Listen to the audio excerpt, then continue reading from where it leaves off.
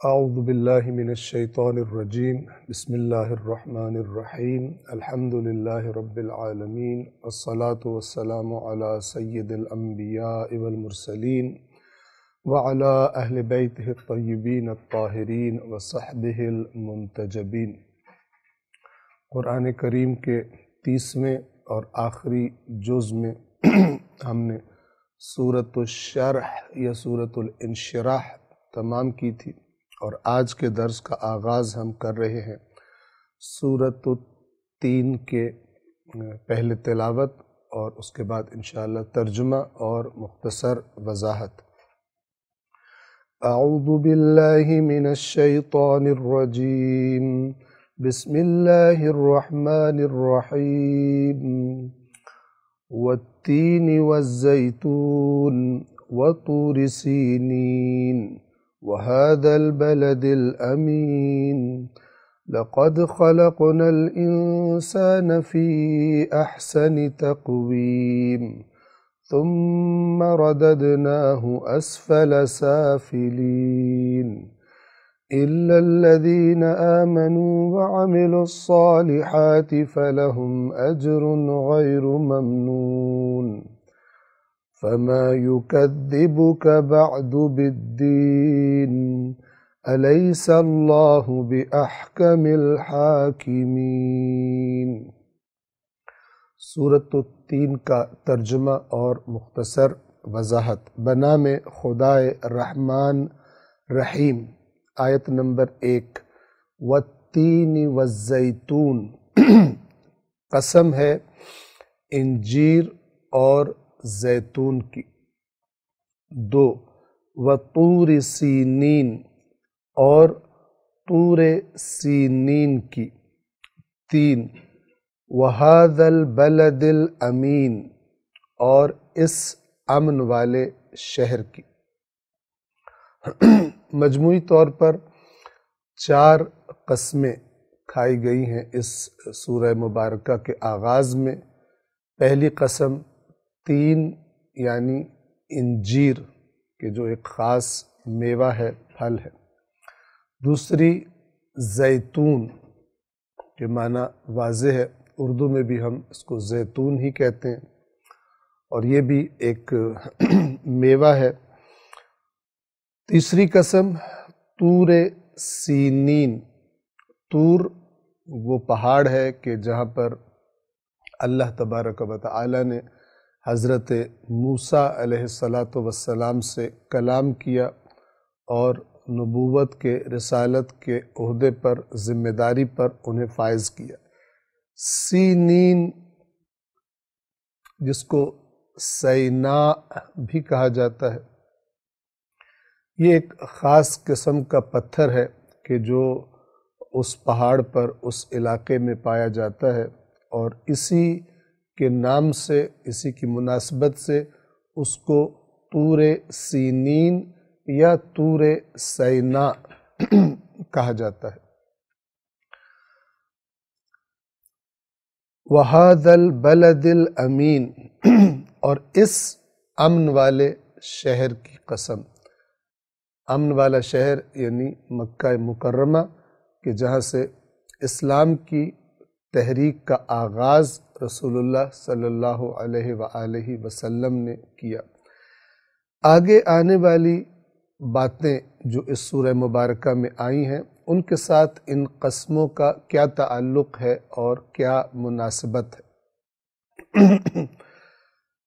بعض نے یہ فرمایا کہ یعنی بعض علماء تفسیر نے یہ فرمایا کہ تین اور زیتون انسان کے بدن کی نشو و نما میں، بدن کی غذائیت کے لیے 2 بہترین اور بہت زیادہ فائدے رکھنے والے میوے ہیں، اور طور سینین اور ھذا البلد الامین یعنی طور سینین اور مکہ مکرمہ، یہ 2 جگہیں انسان کی روح کی نشو و نما کے لیے یعنی انسان کی ہدایت کے لیے 2 اہم ترین مقامات ہیں، کیونکہ 2 اولو العزم انبیاء کی تحریک کا آغاز ان جگہوں سے ہوا تھا۔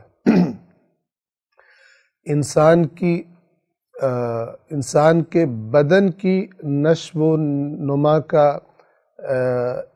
انتظام جو اللہ نے کیا ہے، اور انسان کی روح کی ہدایت اور نشو و نما کا جو انتظام کیا ہے، ان دونوں کو گواہ بنایا جا رہا ہے ان باتوں پر کہ جو اس سورہ مبارکہ میں آگے آ رہی ہے۔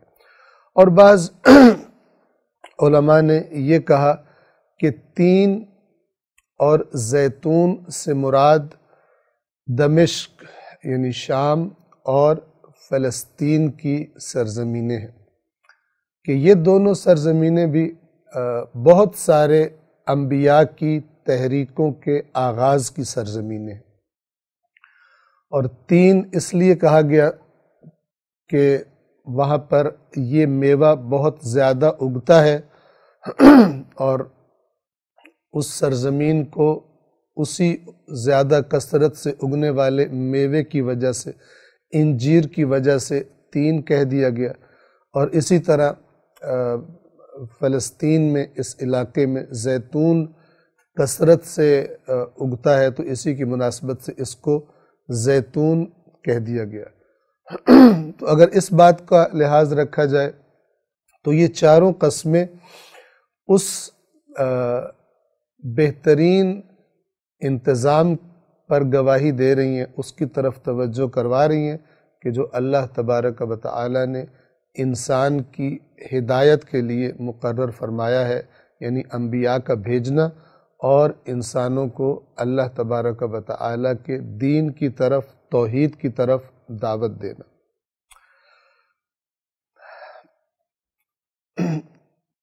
قسم ہے انجیر اور زیتون کی اور طور سینین کی اور اس امن والے شہر کی، یعنی مکہ مکرمہ کی۔ ان چاروں قسموں کے بعد کیا بات کی جا رہی ہے، یعنی کس بات پر تاکید کرنے کے لیے یہ قسمیں کھائی گئی ہیں؟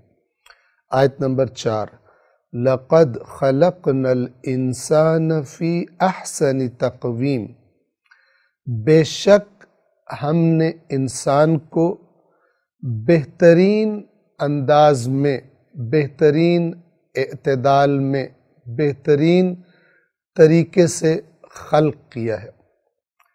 لقد یہ بھی تاکید کے لیے آتا ہے، اور اس تاکید سے مراد یہ ہوتی ہے کہ اس سے پہلے قسم کھائی گئی ہے، اور قسم کے جواب میں یہ بات کہی جا رہی ہے۔ خلقنا الانسان، ہم نے خلق کیا انسان کو، فی احسن تقویم، احسن تقویم میں، یعنی خوبصورت ترین، احسن حسن سے ہے، حسین ترین، خوبصورت ترین، تقویم یعنی کسی چیز کو کھڑا کر دینا، کسی چیز کو قائم کر دینے کے معنی میں۔ اس سے مراد کیا سمجھ میں آتی ہے کہ انسان کو جو بنایا گیا ہے، چاہے اس کا جسمانی پہلو ہو اور چاہے اس کا روحانی پہلو ہو، روح اور جسم کے مرکب سے پھر انسان کو عقل عطا کی گئی، اور اس عقل تک انفارمیشن، اطلاعات، معلومات پہنچانے کے لیے 5 حواس انسان کو عطا کیے گئے۔ وہ دیکھتا ہے، وہ سنتا ہے، وہ چکھتا ہے، وہ سونگھتا ہے، وہ لمس کر سکتا ہے، اور ان 5 حواس کے ذریعے سے یہ جو باہر کی دنیا ہے، اس کی اطلاعات، اس کی معلومات انسان کے دماغ تک پہنچتی ہیں، اور وہاں پر عقل ان کا تجزیہ کرتی ہے، تحلیل کرتی ہے، انالیسس کرتی ہے، اور اس کے بعد صحیح اور غلط کا انتخاب کرتی ہے اور فیصلے کرتی ہے۔ تو اللہ تبارک و تعالی 4 جگہوں کی قسمیں کھا کر، اور وہ چاروں جگہیں مربوط ہیں انسان کی یا بدنی اور روحانی نشو و نما سے، اور یا چاروں کی چاروں مربوط ہیں انسان کی روحانی نشو و نما اور انسان کی ہدایت سے۔ یعنی اللہ تبارک و تعالی انسان سے یہ کہہ رہا ہے کہ میں ان چیزوں کی، ان مقامات کی جہاں سے تمہاری ہدایت کی تحریکوں کا آغاز ہوا، دنیا میں ان بڑے بڑے انقلابوں کا آغاز ہوا، شرک کے خلاف اور توحید کے پرچم بلند ہوئے، یہ تمہاری ہدایت کے لیے ہیں، تم کہ جسے اللہ تبارک و تعالی نے بہترین اپنی خلقت کا شاہکار بنایا ہے۔ تم خلیفۃ اللہ ہو، انسان خلیفۃ اللہ ہے، اور یہ سارا کا سارا انتظام انسان ہی کی ہدایت کے لیے اور انسان ہی کی آزمائش کے لیے کیا گیا ہے۔ انسان اگر اس ہدایت سے استفادہ کرے تو وہ خلیفۃ اللہ ہے، اپنے اندر ان صفات کو پیدا کرے، پھر انہیں مضبوط کرے، ان کی پرورش کرے، تو جیسے جیسے یہ اچھی صفات انسان کے اندر مضبوط ہوتی جاتی ہیں، بڑھتی جاتی ہیں، اس طرح انسان اللہ تبارک و تعالی کا قرب حاصل کرتا ہے۔ لیکن اگر انسان اللہ کی اس نعمت کو ٹھکرا دے اور بجائے اللہ کی رہنمائی کے اپنی خواہشات نفسانی کو رہنما بنا لے اور قرآن ہی کے الفاظ کے مطابق اپنی خواہش نفس کو اپنا رب بنا لے، اس کو اپنا ہدایت کرنے والا قرار دے دے، تو یہی انسان کہ جس کو احسن تقویم میں خلق کیا گیا تھا، یہ اسفل السافلین، یعنی جو پستیوں والے ہیں ان میں سے بھی پسترین مقام پر پہنچ جاتا ہے۔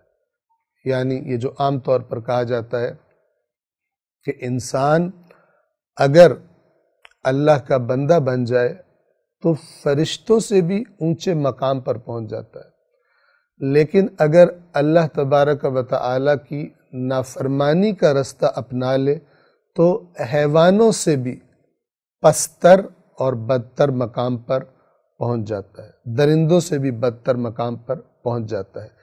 آیت نمبر 5 میں اسی مطلب کی طرف اشارہ کیا گیا ہے، ثم رددناہ اسفل سافلین، پھر ہم نے اسے پست ترین حالت کی طرف پلٹا دیا۔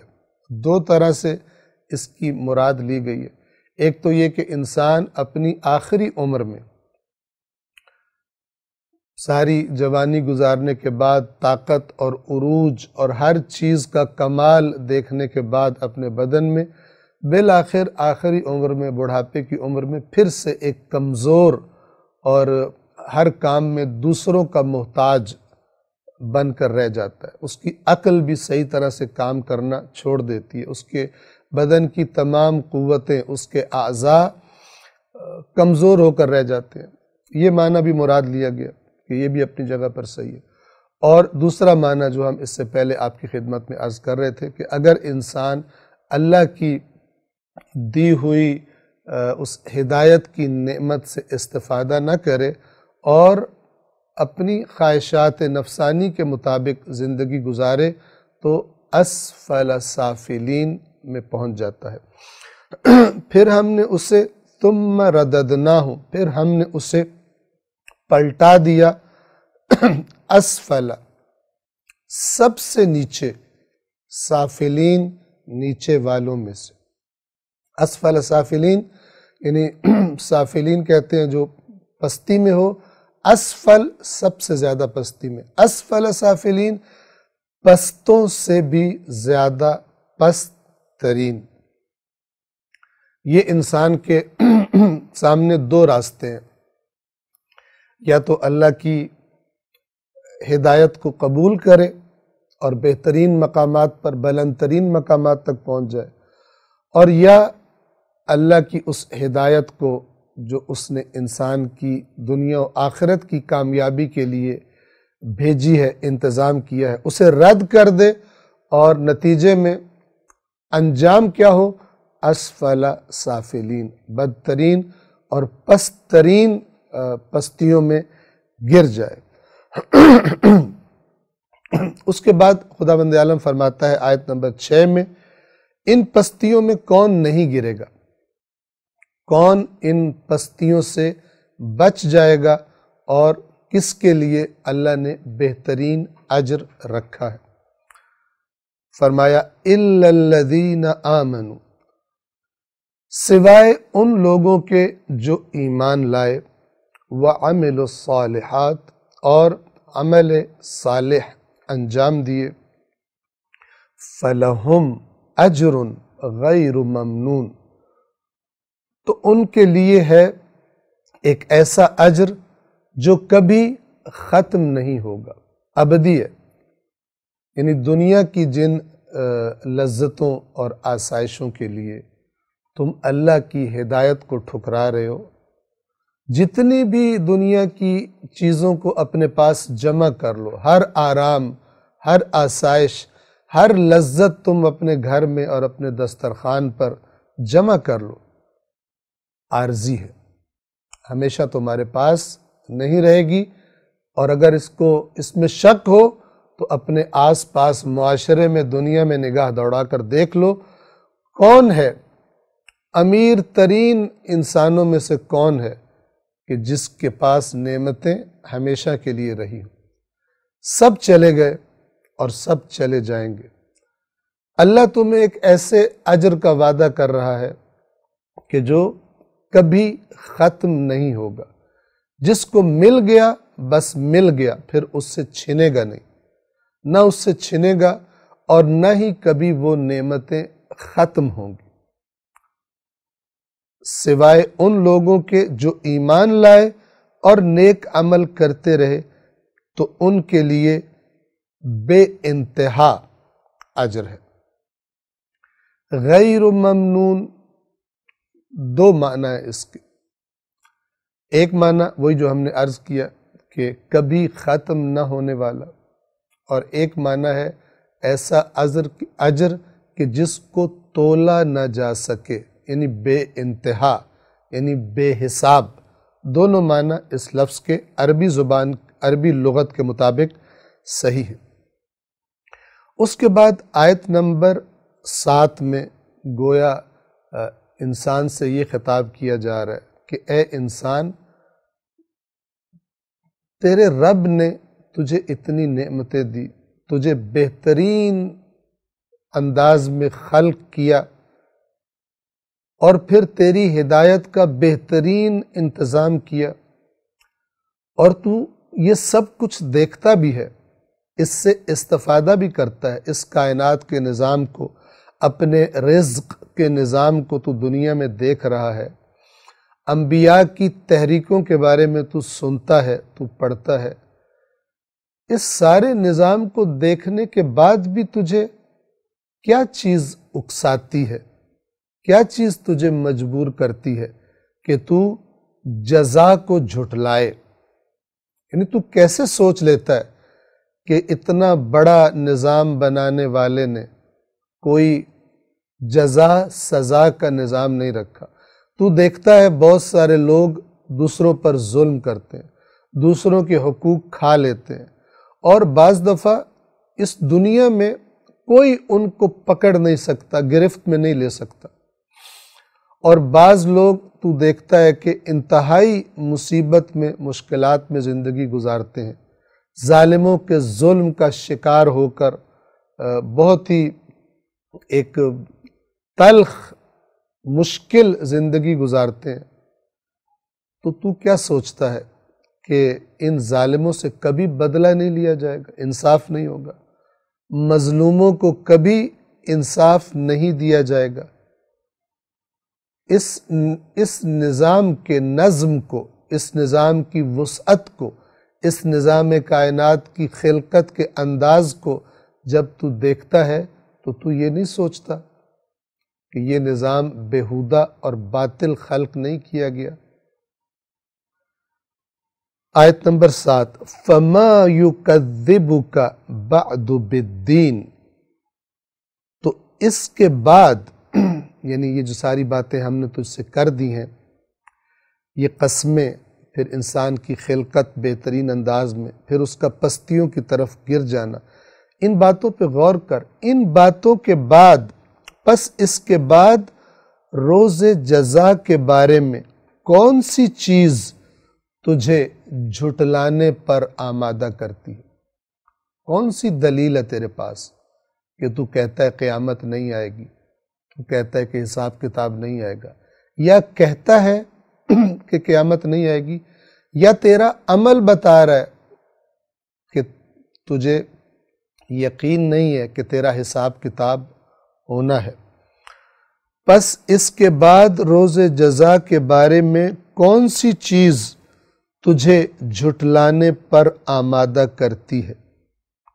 8ویں اور آخری آیت میں اللہ تبارک و تعالی فرماتا ہے الیس اللہ باحکم الحاکمین، کیا نہیں ہے اللہ حکم کرنے والوں میں سے بہترین اور مضبوط ترین حکم کرنے والا، یعنی فیصلہ کرنے والا۔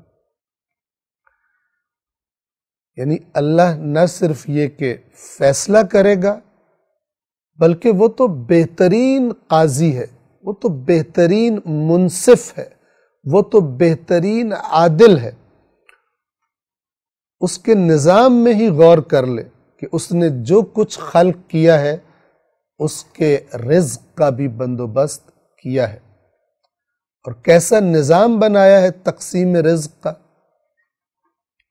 ہواؤں کا چلنا دیکھ، بارشوں کا برسنا دیکھ، زمین کے اندر سے سبزے کا، درختوں کا، کھیتیوں کا اگنا دیکھ، اس نظام کو دیکھ، کتنا بہترین نظام بنانے والا ہے۔ اپنے بدن کے نظام کو دیکھ، کیسے تیرے لیے بہترین غذائیں میسر کر دی ہیں، اس کے بعد تیرے بدن کے اندر جانے کے بعد کس طرح نظام ہضم اور دیگر نظامات تیرے بدن کے اندر بنا دیے۔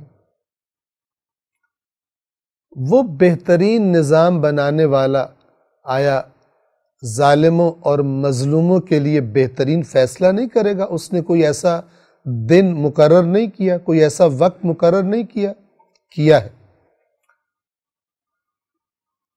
تو اس کے بعد روز جزا کے بارے میں کون سی چیز تجھے جھٹلانے پر آمادہ کرتی ہے؟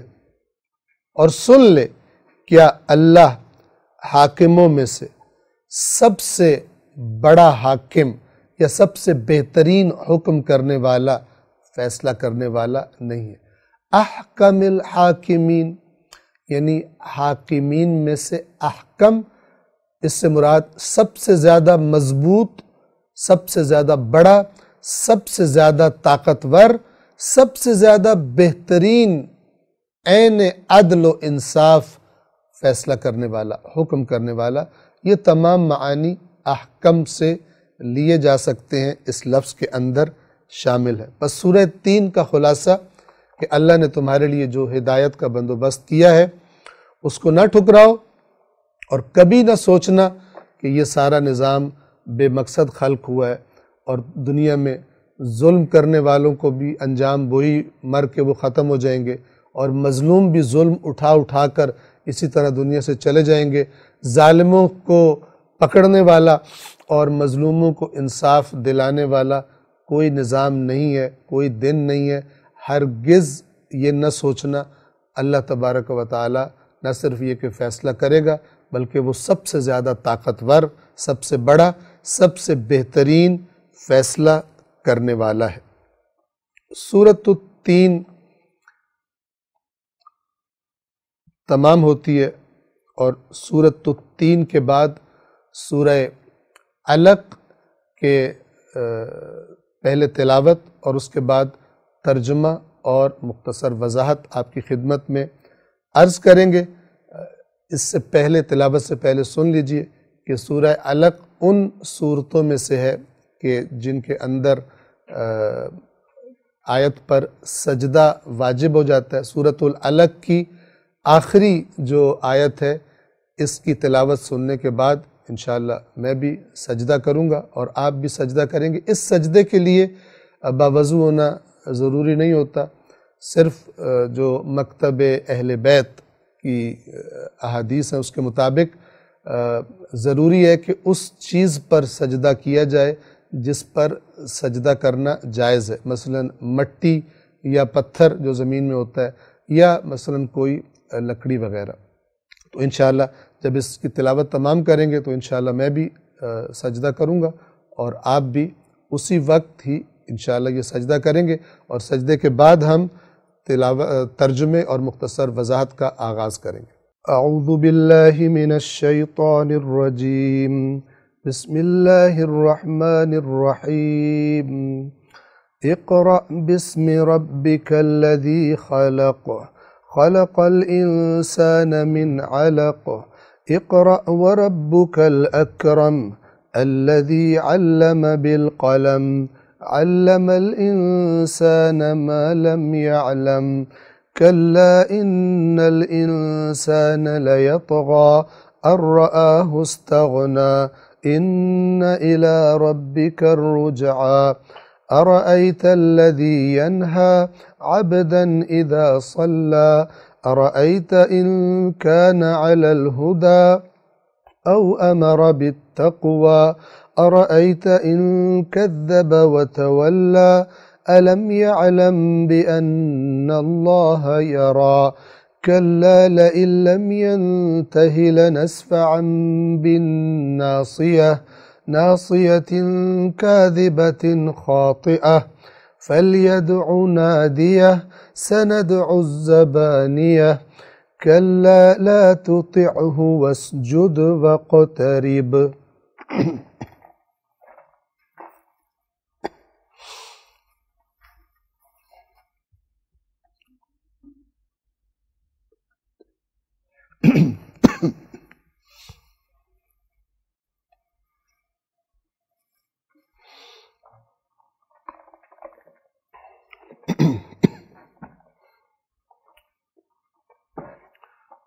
سورۃ العلق کا ترجمہ اور مختصر وضاحت۔ بنام خدائے رحمان رحیم۔ آیت نمبر 1۔ اقرأ باسم ربک الذی خلق۔ اقرأ پڑھیے، باسم ربک اپنے رب کے نام سے۔ کون سا رب؟ الذی خلق، جس نے خلق کیا۔ آپ کو معلوم ہے کہ روایات کے مطابق سورہ علق وہ پہلی سورہ ہے اور یہ پہلی آیات ہیں، اور اقرأ باسم ربک الذی خلق وہ آیت ہے کہ جس سے نزول وحی کا آغاز ہوتا ہے۔ پہلا پیغام جو بسم اللہ الرحمن الرحیم کے بعد قرآن انسانیت کو دے رہا ہے، اور ہر مسلمان کو بالخصوص جو پیغام مل رہا ہے وہ ہے پڑھنے کا، علم کا۔ اگر مسلمانوں نے ہر دور میں قرآن مجید کی اس آیت پر بھرپور توجہ دی ہوتی تو آج کسی علم کے میدان میں، کسی سائنس کے میدان میں کسی دوسری قوم سے پیچھے نہیں ہونا چاہیے تھا۔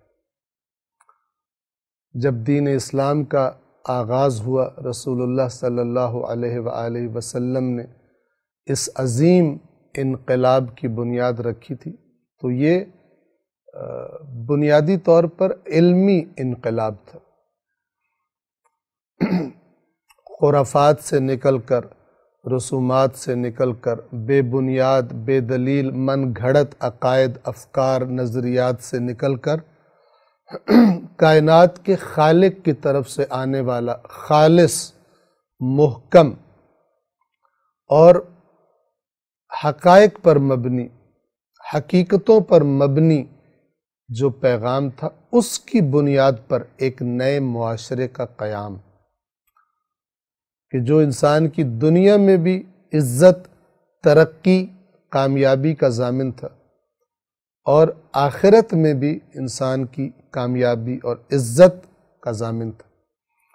فی الدنیا حسنہ وفی الآخرۃ حسنہ، دنیا میں بھی بھلائی اور اچھائی اور آخرت میں بھی بھلائی اور اچھائی کا پیغام لے کر یہ دین آیا تھا۔ بہرحال آج جب ہم مسلمانوں کی حالت دیکھتے ہیں، دوسری اقوام عالم کے ساتھ موازنہ کرتے ہیں، تو یہ آیت گواہی دے رہی ہے کہ اللہ نے ہم سے جو چاہا تھا وہ ہم نے جیسے کرنا چاہیے تھا ویسے نہیں کیا۔ لہٰذا ہم میں سے ہر ایک کو، قرآن پڑھنے والے، قرآن سننے والے ہر مسلمان کو ضروری ہے کہ وہ اپنے علم کے بھی اضافے کی فکر میں رہے۔ علم یعنی حقیقت، نہ کہ جو بھی مجھے پتہ ہے اس کو علم سمجھوں، بلکہ میں دیکھوں کہ جو مجھے پتہ ہے کیسے پتہ چلا ہے، کن ذرائع سے، کن جگہوں سے میں نے علم حاصل کیا ہے، وہ جگہیں قابل اعتماد ہیں یا وہ جگہیں قابل اعتماد نہیں ہیں۔ اور اس سب کی رہنمائی قرآن میں اور احادیث میں رسول اللہ اور اہل بیت اطہار علیہم السلام نے بیان فرمائی ہے، لیکن ان کا نام لینے والے، قرآن کا، رسول اللہ کا، اہل بیت کا نام لینے والے بہت زیادہ ہیں، لیکن ان کے احکام پر، ان کی باتوں پر سنجیدگی کے ساتھ عمل کرنے والے، سنجیدگی سے ان کی باتوں کو سمجھنے والے یہ بہت ہی کم افراد ہیں۔ تبھی یہ نتیجہ دنیا میں آج ہم دیکھ رہے ہیں جو مسلمانوں کی حالت ہے۔ تو ہم میں سے ہر ایک کو چاہیے اس آیت سے یہ پیغام لیں کہ اپنے آپ کو بھی اور اپنے معاشرے کو بھی، چونکہ اسلام وہ دین نہیں ہے، اسلام قبول ہی نہیں کرتا کہ کوئی انسان فقط اپنی فکر میں رہے۔ یہ بڑی ہی منحرف سوچ ہے، بڑی ہی گمراہ کن سوچ ہے، اور اسلام کی تعلیمات کی مخالف سوچ ہے کہ کوئی انسان صرف اپنی فکر میں ہو۔ اور یہ جملہ جو سنا جاتا ہے، ہم نے اپنی قبر میں جانا ہے، تم نے اپنی قبر میں جانا، انہوں نے اپنی قبر میں جانا ہے، ہمیں کیا؟ یہ ہمیں کیا، یہ اسلام نہیں ہے۔ ہمیں ہے امر بالمعروف، اسلام کے بنیادی ترین احکامات میں سے، نہی عن المنکر اسلام کے بنیادی ترین احکامات میں سے، تعاونوا علی البر والتقوی، واضح ترین نیکی اور تقوی کے کاموں میں ایک دوسرے کے ساتھ تعاون کرو۔ هل يستوي الذين يعلمون والذين لا يعلمون، کیا علم رکھنے والے اور علم نہ رکھنے والے برابر ہو سکتے ہیں؟ تو قرآن مجید نے وَقُلْ رَبِّ زِدْنِي عِلْمًا، اور اے رسول کہیے، یعنی اللہ سے دعا کیجئے کہ اے میرے رب علم کے اعتبار سے مجھے زیادہ کر دے، یعنی میرے علم میں اضافہ فرما۔ رسول اللہ سے بڑھ کر کون ہوگا؟ ان کو قرآن سکھا رہا ہے، اللہ سکھا رہا ہے کہ آپ نے ہمیشہ علم کے اضافے کی دعا مانگنی ہے، اور یہ دعا صرف دعا نہیں ہے، یعنی عمل سے بھی ایسی کوشش کرنی۔ تو تعلیمی تحریک چلانا، لوگوں کو جہالت سے نکالنے کی کوشش کرنا، یہ بھی بہترین جہاد قرار پائے گا، خود قرآن مجید اور محمد و آل محمد علیہم السلام کی تعلیمات کے مطابق۔ اس کے لیے کوشش کرنا، اس پر خرچ کرنا، اس کے لیے پلان کرنا بہترین نیک کاموں میں سے بلا شک و شبہ شمار پائے گا۔ تو اس آیت سے یہ پیغام، پہلا ہی لفظ اقرا، پڑھیے اپنے رب کے نام سے جس نے خلق کیا۔ رب کون ہوتا ہے؟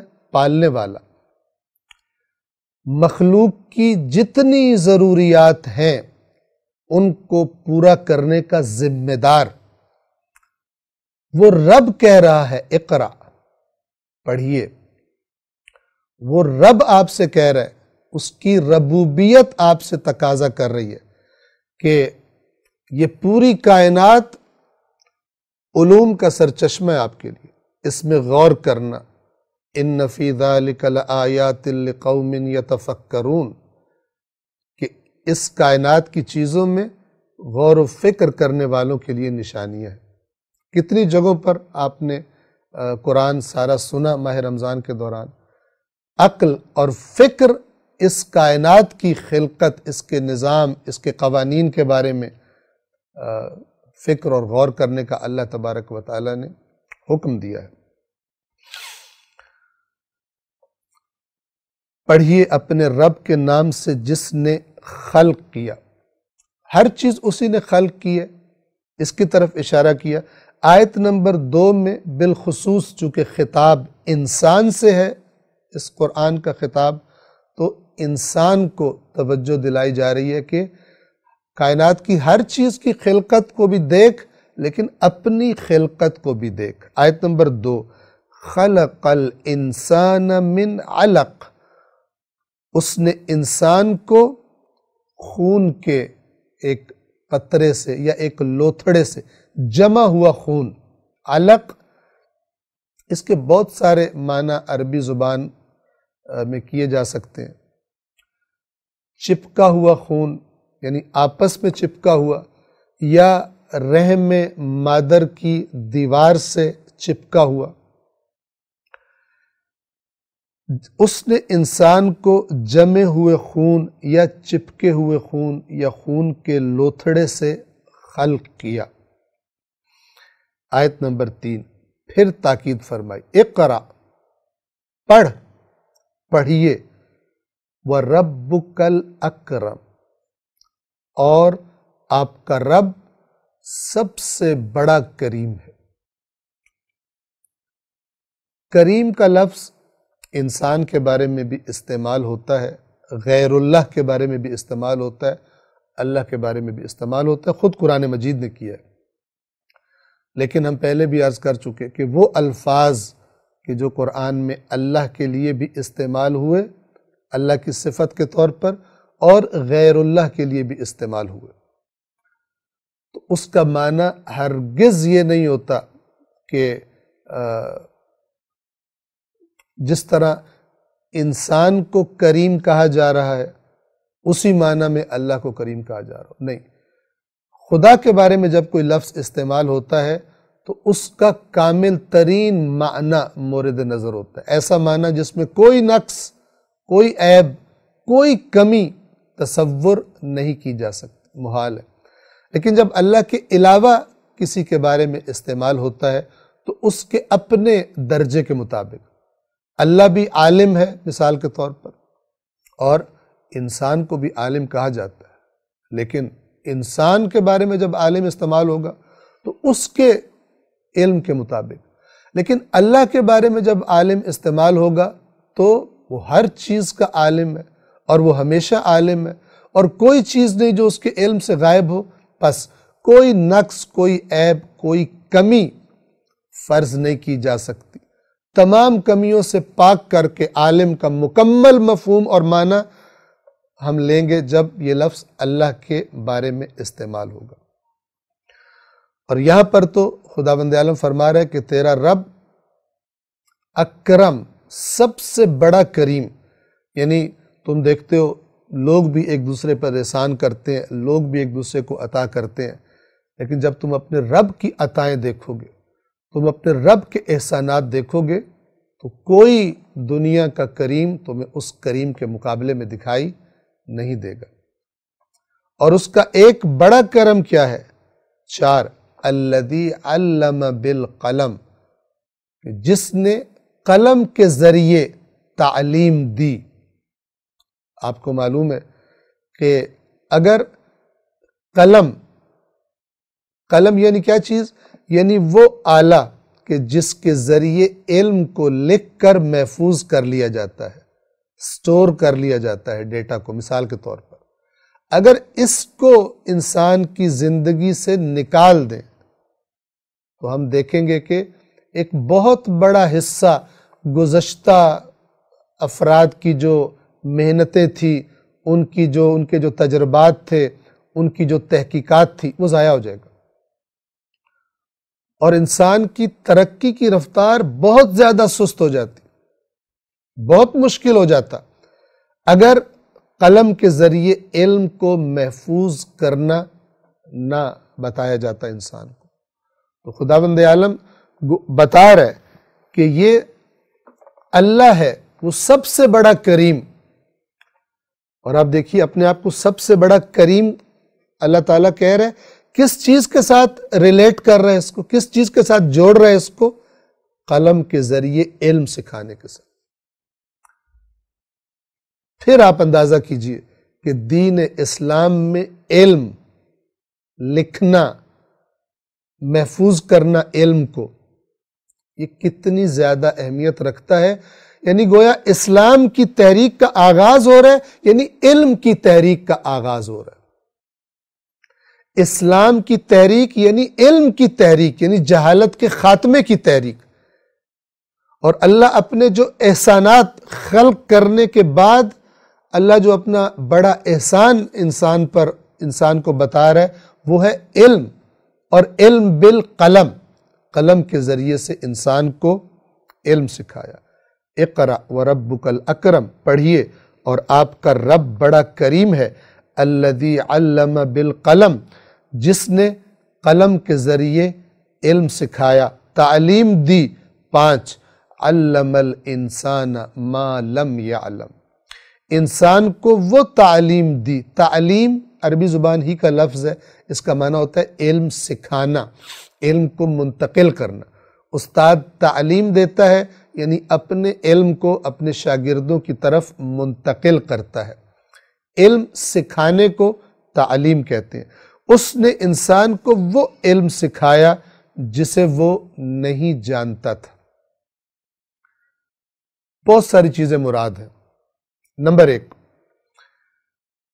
وہاں سے شروع ہوتا ہے۔ مثلا ہم فرض کریں کہ انسان جب دنیا میں آتا ہے، اس نے انسان کو سکھایا، اس بچے کو تو نے زندہ رہنے کے لیے غذا ماں کے بدن سے اپنے بدن میں کیسے منتقل کرنی، اور دیگر چیزیں آپ دیکھ لیجیے۔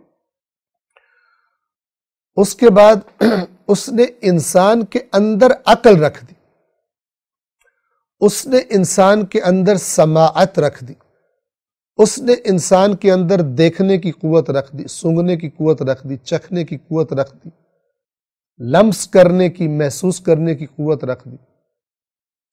یہ سب علم سکھانے کا اہتمام ہے کہ انسان اپنی عقل کے ذریعے، اپنے حواس خمسہ کے ذریعے یہ ساری معلومات آج جو میرے اور آپ کے پاس ہیں، ہم جانتے ہیں کہاں سے آئی ہیں؟ اسی سسٹم سے آئی۔ یہ سسٹم کس نے بنایا ہے؟ اسی نے بنایا جس نے خلق کیا احسن تقویم میں انسان کو۔ لقد خلقنا الانسان فی احسن تقویم، ابھی سورہ 3 میں یہ بات گزری۔ یہ بھی علم سکھانا ہے۔ اور پھر اس کے بعد وہ علم کہ جو انسان اپنے آپ نہیں سیکھ سکتا تھا، قدرت نہیں رکھتا تھا، دسترس پہنچ نہیں رکھتا تھا اس علم تک، وہ وحی کے ذریعے، اپنے انبیاء کے ذریعے، آسمانی کتابوں کے ذریعے انسان تک پہنچانے کا اہتمام کیا، تاکہ انسان اس منزل کو پا لے جو اللہ نے اس کے لیے مد نظر رکھی ہے، اس بہترین مقام تک انسان پہنچ جائے کہ جو اللہ تبارک و تعالی نے جس تک پہنچنے کے لیے اس کی آزمائش کی ہے، اس کو یہ تمام ٹولز، آلات دے کر، جس میں عقل ہے، حواس خمسہ ہے، اور اس کے بعد اپنے انبیاء کے ذریعے، آسمانی کتابوں کے ذریعے یہ سارا انتظام کیا ہے، اور کہا ہے کہ یہ میدان ہے، اس میں جتنا آگے نکل سکتے ہو، اپنا مقام پیدا کر سکتے ہو، پیدا کرو۔ لیکن اس کو ٹھکرا دو گے تو پھر پستیوں میں بھی بہت سارے نچلے مقامات انسان کے انتظار میں ہیں۔ علم الانسان ما لم یعلم، اس نے انسان کو وہ علم سکھایا جسے وہ نہیں جانتا تھا۔ جب انسان دنیا میں آتا ہے کتنا کچھ جانتا ہوتا ہے، لیکن خدا نے ایسا انتظام کر دیا کہ ایسے ایسے عظیم انسان دنیا میں گزرے ہیں کہ جنہوں نے انسانوں کی زندگیوں میں انقلاب پیدا کر دیے، اور ان سب سے اوپر اللہ کے نبی ہیں کہ جنہوں نے انسان کو یہ بتایا ہے کہ اسی دنیا میں تمہاری انتہا نہیں ہے، ہم تمہیں ایسا راستہ بتاتے ہیں کہ دنیا میں بھی کامیابی اور عزت اور ترقی تمہارے لیے تمہیں عطا ہوگی، اور آخرت میں ابدی ہمیشہ رہنے والی عزت اور نعمت بھی تمہیں عطا ہوگی۔ یہ دین کے پیغام کا خلاصہ ہے۔ آیت نمبر 6 میں خداوند عالم انسان کو خبردار فرماتا ہے کہ یہ سارے اللہ کے احسانات ہیں تم پر، خلق اس نے کیا، علم اس نے سکھایا، یہ ساری نعمتیں تمہیں اس نے دی، لیکن انسان کیا کرتا ہے؟ انسان بجائے شکر گزاری کے، اس کی اطاعت کے، سرکشی پر اتر آتا ہے۔ اور کیوں وہ سرکشی کرتا ہے؟ توجہ فرمائیے، آیت نمبر 6، کلا، ہرگز نہیں۔ اس ہرگز نہیں سے کیا مراد ہے؟ مراد یہ ہے کہ چاہیے تو یہ تھا کہ ان تمام نعمتوں کا شکر ادا کرتے ہوئے انسان اللہ کو جھک جاتا، اس کی اطاعت کرتا، لیکن ہرگز انسان ایسا نہیں کرتا، بلکہ کیا کرتا ہے؟ ان الانسان لیطغی، بے شک انسان سرکشی کرتا ہے۔ یطغی طغیان سے ہے، طغیان یعنی سرکشی۔ آپ سنتے ہیں سمندر میں طغیانی آ گئی، دریا میں طغیانی آ گئی، یعنی مثلا سیلاب، طوفان وغیرہ آ جاتا ہے۔ ان الانسان لیطغی، انسان بھی طغیانی کرتا ہے، سرکشی کرتا ہے۔ آیت نمبر 7، کیوں کرتا ہے یہ سرکشی؟ ارآہ استغنا، اس لیے کہ وہ اپنے آپ کو بے نیاز سمجھ بیٹھتا ہے، بے نیاز خیال کرنے لگتا ہے۔ یعنی انسان کے پاس جب دنیا کی طاقت آ جائے، اقتدار آ جائے، دنیا کی نعمتیں، وسائل، مال و دولت آ جائے، تو آپ نے دیکھا ہوگا مالداروں کے کام دنیا میں بڑے آرام سے ہو جاتے ہیں، چونکہ جہاں کوئی کام پھنستا ہے مال لگا کر مسئلہ حل کروا لیتے ہیں، جس چیز کی ضرورت ہوتی ہے جا کے آرام سے خرید لیتے ہیں، ان کی زندگی آرام و آسائش سے بھرپور ہوتی ہے۔ یہ چیز جو چاہا خرید لیا، یہ انسان کو مست کر دیتی ہے، گویا کہ اس کو نشہ ہو جاتا ہے مال کا، اور یہ نشہ اتنا خطرناک ہو جاتا ہے کہ وہ سمجھتا ہے اس کو کسی کی ضرورت نہیں ہے، اللہ کی بھی ضرورت نہیں۔ اگر انسان اپنے آپ کو ہر وقت ہر چیز میں، ایک ایک سانس میں توجہ اگر انسان کی ہو جائے کہ دوسری سانس میں بھی اللہ کا محتاج ہو، جو سانس آ رہی ہے میرے اندر، ہو سکتا ہے اسے واپس جانے کی مہلت نہ ملے، خدا کا محتاج ہوں۔ یہ جو میں دنیا کی نعمتیں مثلا ان کی لذتیں لے رہا ہوں، کھانے پینے دیگر چیزوں کے ذریعے سے، ہر چیز میں خدا جب چاہے میری زبان کو بیکار کر دے، چکھنے کی صلاحیت ختم ہو جائے، میری آنکھوں سے رنگوں کو دیکھنے کی صلاحیت ختم ہو جائے، کلر بلائنڈ ہو جاؤں مثال کے طور پر، کانوں سے سننے کی صلاحیت ختم ہو جائے، جیسے کہ ہم بعض ایسے انسانوں کو اپنے آس پاس دیکھتے ہیں، تو وہ اس کو نشہ نہیں چڑھے گا مال کا، لیکن بالعموم یہ نشہ یہ چڑھ جاتا ہے انسان کو، خاص طور پر جب دنیا کی نعمتیں فراوان ہو جاتی ہیں اس کے پاس، تو پھر آپ نے دیکھا کہ زیادہ تر جو مالدار ہوتے ہیں پھر وہ اللہ کی نافرمانی اور سرکشی پر آ جاتے ہیں، اپنے مخالفوں کو اپنے مال کے ذریعے سے بدترین جھوٹے مقدمے بنوا دیے، کچھ کر دیا، مار پیٹ کروا دی، قتل کروا دیا۔ اللہ تبارک و تعالیٰ فرما رہا ہے کہ تم سے امید تو یہ تھی کہ تم شکر گزاری کرتے، تم جانتے ہو، غور کرو یہ کہاں سے آیا تمہارے پاس، تمہارا اپنا وجود کہاں سے آیا، اور تم نے مرنا بھی ہے، تو نشہ تو نہیں ہونا چاہیے تھا تمہیں، لیکن ہو جاتا ہے۔ کلا ان الانسان لیطغی، ہرگز نہیں، یعنی بجائے شکر گزاری کے انسان کیا کرتا ہے؟ انسان تو یقیناً سرکشی کرتا ہے۔ 7 ارآہ استغنا، اس لیے کہ اس سبب سے کہ وہ اپنے آپ کو بے نیاز خیال کرتا ہے۔ استغنا، غنا، غنی ہونا، وہی مالدار ہو جانا، اور چونکہ مالدار پھر اپنے آپ کو بے نیاز سمجھتا ہے، کیونکہ سمجھتا ہے میرا مال میری ہر ضرورت پوری کر دے گا، اسی سے یہ معنی نکلتا ہے۔ اور آیت نمبر 8 میں اللہ تعالیٰ فرماتا ہے کر لو سرکشی، ان الی ربک الرجع، بے شک آپ کے رب ہی کی طرف لوٹنا ہے، پلٹ کر جانا ہے، سب نے رجوع کرنا ہے، سب نے واپس جانا ہے، سرکشی کرو یا اطاعت کرو، سب کو بالآخر اللہ کی طرف واپس لوٹ کر جانا ہے۔ آیت نمبر 9، ارأیت الذی ینہا،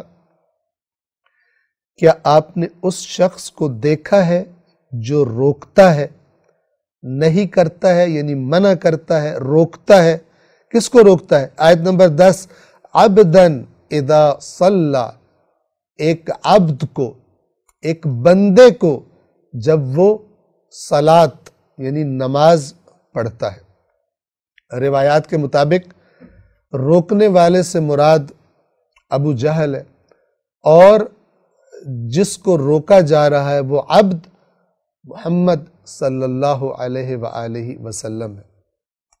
ابتدائے اسلام کے ایام میں رسول اللہ جب نماز پڑھتے تھے تو یہ ابو جہل ان افراد میں سے تھا کہ جو سر فہرست، ابو جہل تھا، ابو لہب وغیرہ تھے، سر فہرست تھے رسول اللہ کو روکنے کے لیے، مخالفت کرنے کے لیے، مذاق اڑاتے تھے، اذیتیں کرتے تھے۔ اب خداوند عالم ان آیات میں خبردار فرما رہا ہے، کیا آپ نے اس شخص کو دیکھا ہے جو روکتا ہے، عبداً اذا صلی، ایک بندے کو جب وہ نماز پڑھتا ہے۔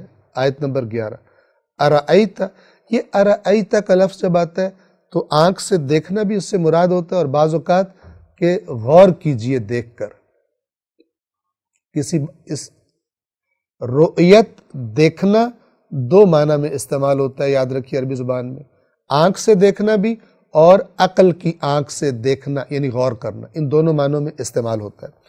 ارأیت، کیا آپ نے دیکھا، ان کان علی الہدی، کہ اگر وہ بندہ جو نماز پڑھ رہا ہے وہ ہدایت پر ہو۔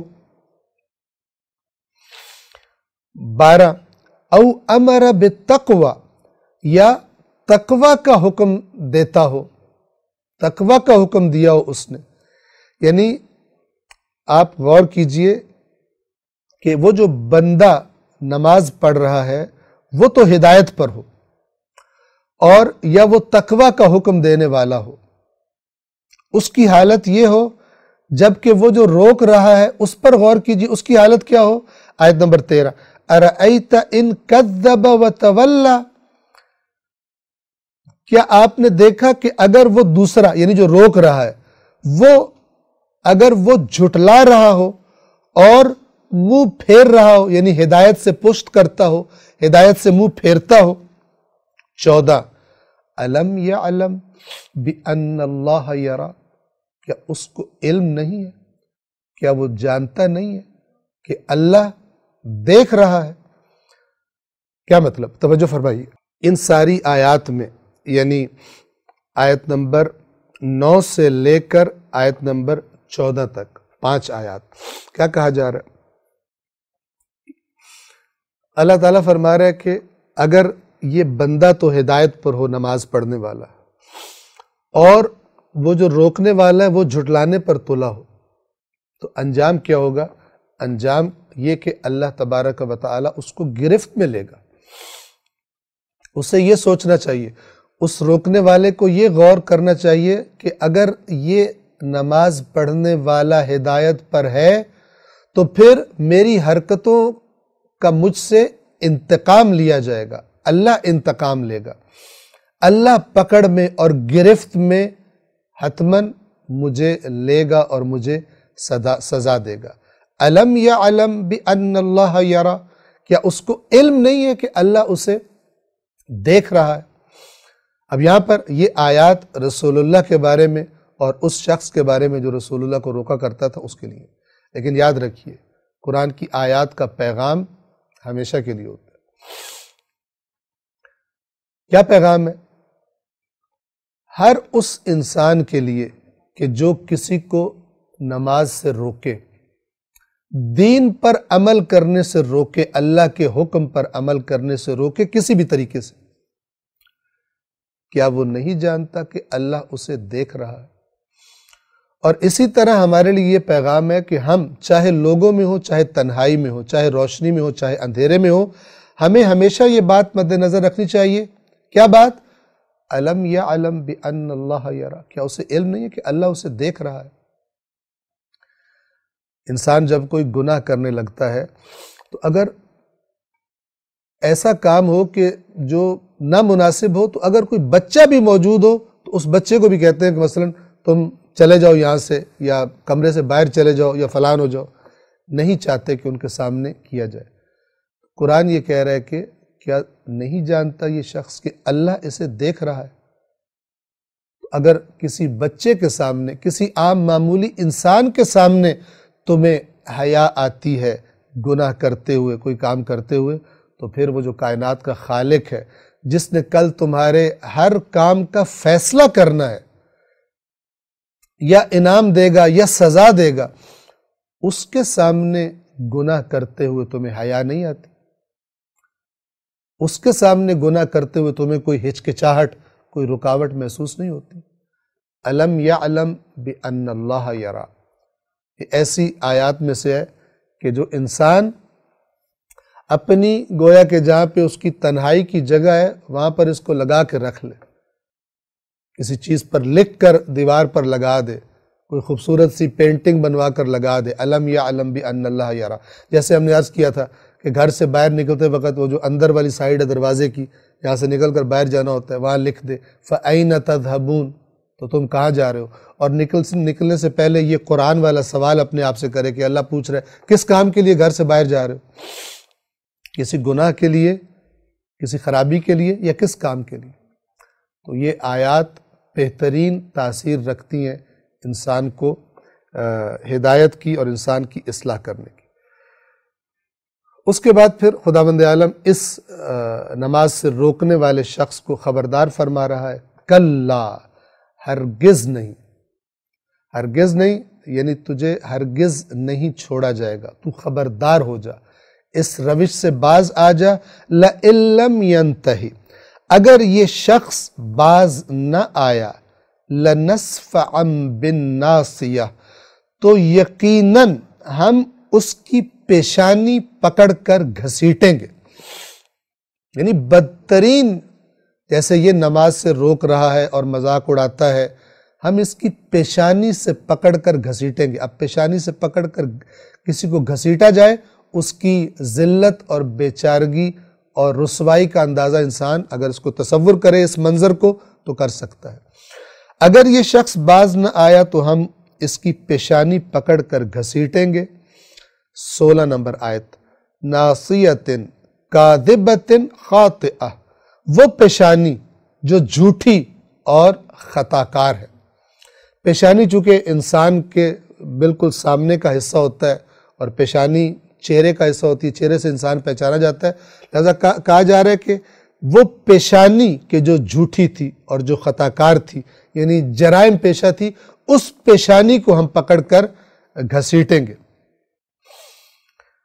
آیت نمبر 17، فَلْيَدْعُ نَادِيَهُ، پس وہ اپنے ہم نشینوں کو، اپنے ہم محفلوں کو، یعنی اپنے سپورٹرز کو، اپنے ساتھیوں کو پکار لے۔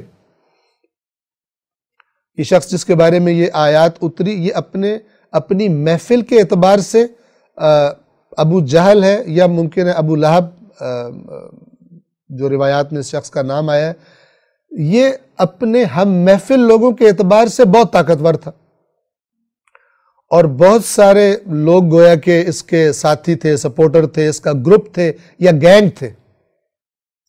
تو خداوند عالم فرما رہا ہے اگر اس کو فخر ہے کہ میری سپورٹ بہت زیادہ ہے، میری پارٹی بہت طاقتور ہے، ان کو بلا لے۔ فَلْيَدْعُ نَادِيَهُ، پس وہ اپنے ہم نشینوں کو بلا لے۔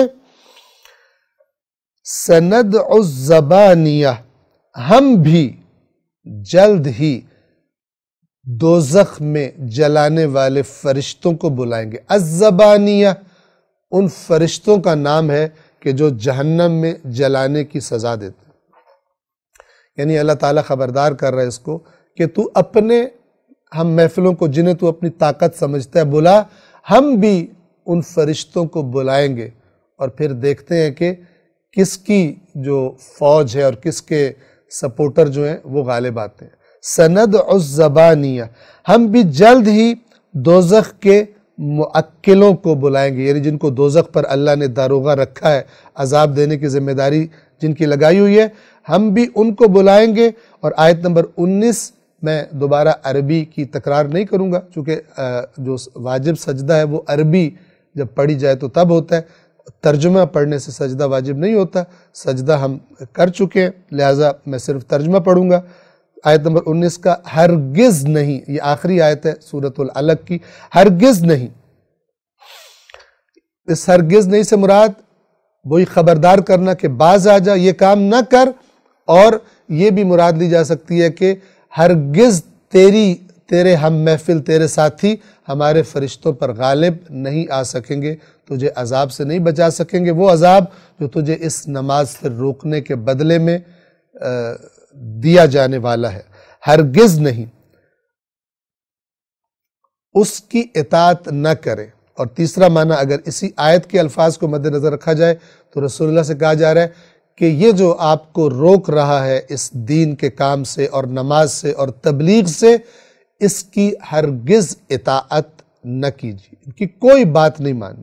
متعدد مقامات پر قرآن میں یہ تاکید رسول اللہ کو فرمائی گئی ہے، ہرگز نہیں اس کی اطاعت نہ کرے اور سجدہ کرے اور اللہ کا قرب حاصل کرے، یعنی سجدہ اللہ سے قرب حاصل کرنے کا بہترین ذریعہ ہے۔ روایات میں آیا ہے کہ بہترین حالت جو بندے کی ہوتی ہے اللہ کی نسبت سے، جس میں بندہ اللہ کے قریب ترین ہوتا ہے، وہ حالت سجدہ ہے۔ سورۃ العلق کو ہم تمام کرتے ہیں اس نقطے پر کہ اگر آپ پہلی آیت کو ذہن میں رکھیں تو وہ کیا کہہ رہی ہے؟ اقرا، یعنی پڑھ، اور آخری آیت کیا کہہ رہی ہے؟ اللہ کے آگے جھک جا، سجدہ کر اور قرب حاصل کر۔ پس اس آیت، اس سورہ مبارکہ کے آغاز اور انتہا، سٹارٹ اور اینڈ کو جب ہم ذہن میں رکھیں تو کیا پیغام ملتا ہے؟ کہ پڑھنا ہے، علم حاصل کرنا ہے، جہالت سے نکلنا ہے، لیکن علم وہ علم ہے جو سرکش نہ بنا دے، پڑھ لکھ کر، مال کما کر، وسائل جمع کر کے خدا کی نافرمانیاں کی جائے، وہ نہیں، بلکہ وہ علم کہ جس کی انتہا کیا ہو؟ اللہ کے آگے سجدہ، جو اس کائنات کے خالق، سب سے بڑے عالم، تعلیم دینے والا، علم سکھانے والا، عقل دینے والا، سماعت و بصارت دینے والا، جن ذرائع سے انسان علم حاصل کرتا ہے، اور قلم سے تعلیم دینے والا، جس کے ذریعے انسان علم کو محفوظ کرتا ہے، جس نے یہ سب کچھ دیا ہے، وہ علم بہترین ہے، اور وہ علم حقیقی علم ہے کہ جو انسان کو جھکا دے اس خالق کے سامنے، اس کے اللہ کے سامنے۔ وہ علم وبال ہے کہ جو انسان کو سرکش بنا دے۔ اسلام کا نظام تعلیم بچے کی کیا تربیت کرے گا؟ کہ اس نے علم حاصل کرنا ہے، اس پر واجب ہے، لازم ہے، لیکن اس طرح تربیت کی جائے گی کہ جب اس کے پاس علم آ جائے، وہ زندگی کے کسی بھی شعبے میں جائے، وہ عبد خدا ہو، خداوند عالم کی کسی بھی مقام پر نافرمانی اور سرکشی اس کے دل میں نہ آتی ہو، اور اگر دل میں تو وسوسہ آ سکتا ہے، لیکن اس کے عمل میں خدا کی نافرمانی نہ آئے۔ سورۃ العلق تمام ہوئی، انشاءاللہ سورۃ القدر آئندہ درس میں بیان کی جائے گی۔ والسلام علیکم ورحمۃ اللہ وبرکاتہ۔